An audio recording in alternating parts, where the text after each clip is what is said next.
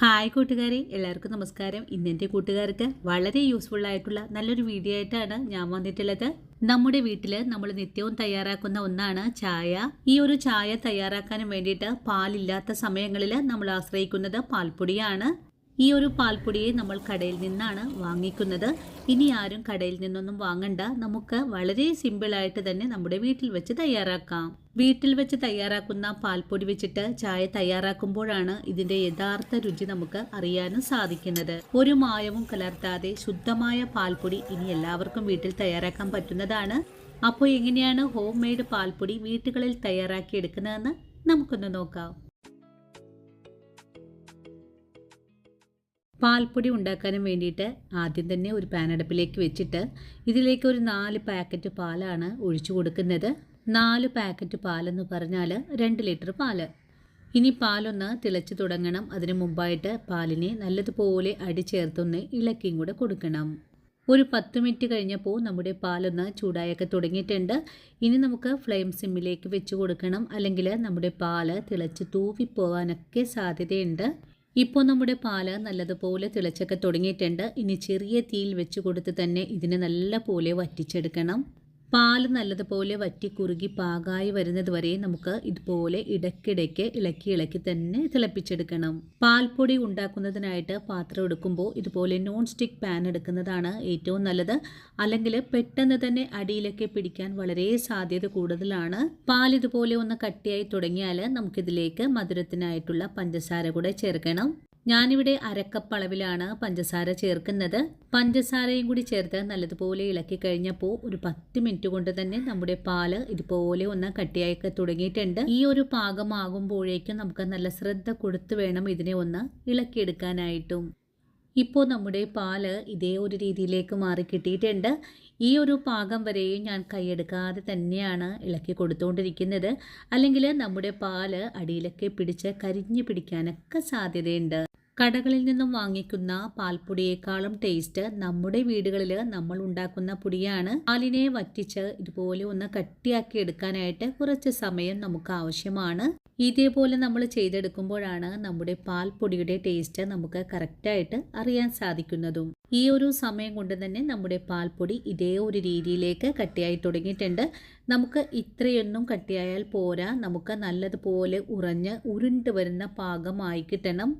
പാത്രത്തിൽ ഒരു തരി പോലും ഒട്ടിപ്പിടിക്കാതെ നല്ലപോലെ ഉരുണ്ടുരുണ്ട് പാകമാകുന്നത് വരെയുമാണ് നമുക്ക് നല്ല പോലെ ഇളക്കി വറ്റിച്ചെടുക്കേണ്ടത്. ഇപ്പോൾ നമ്മുടെ പാല് ഇതേ ഒരു രീതിയിലേക്കായി കിട്ടിയിട്ടുണ്ട്.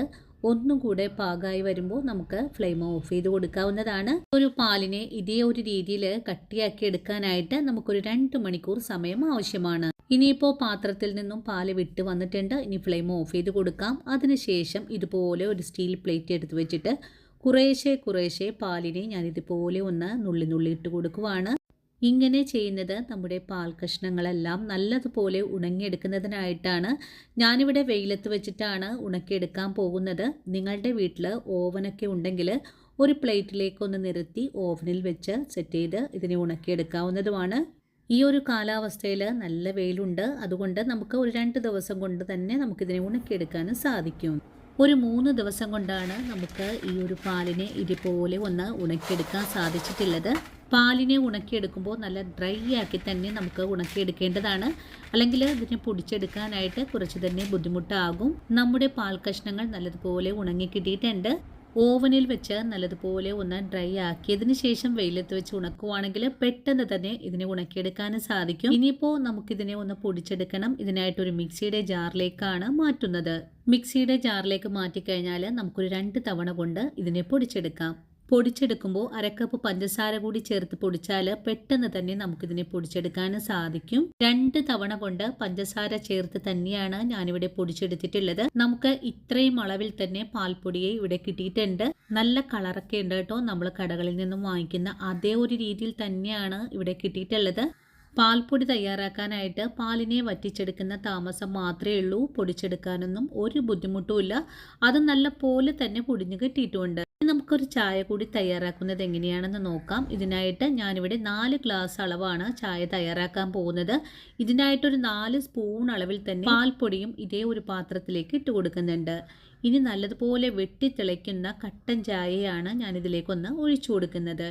കട്ടൻ ചായയെ ഒഴിച്ചു കഴിഞ്ഞാൽ പിന്നെ നമുക്ക് കയ്യിൽ വെച്ചിട്ട് നല്ലതുപോലെ ഇളക്കിയൊന്ന് യോജിപ്പിച്ചു കൊടുക്കണം.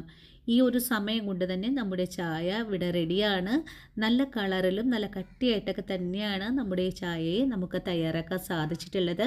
നമ്മുടെ വീട്ടിൽ നമ്മൾ പാൽ കൊണ്ട് തയ്യാറാക്കുന്ന അതേ ടെക്സ്ചറിൽ തന്നെയാണ് ഈ ഒരു ചായയെ നമുക്ക് തയ്യാറാക്കാൻ സാധിച്ചിട്ടുള്ളത്.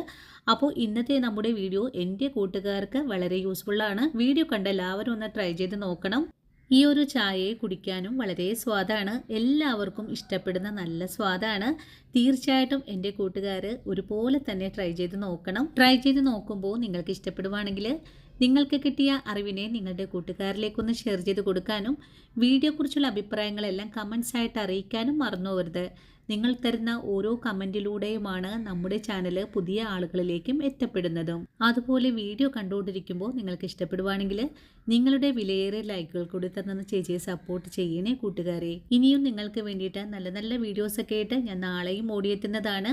അതുവരെയും വീഡിയോ കണ്ട് സപ്പോർട്ട് ചെയ്ത എൻ്റെ എല്ലാ കൂട്ടുകാരോടും ഇനിയും കാണാനിരിക്കുന്ന എൻ്റെ പ്രിയ കൂട്ടുകാരോടും ഒത്തിരി നന്ദി സ്നേഹമൊക്കെ അറിയിച്ചുകൊണ്ട് നാളെ രാവിലെ ഓടിയെത്താം. അതുവരെയും ഒത്തിരി സ്നേഹത്തോടെ വീണ്ടും കാണാം.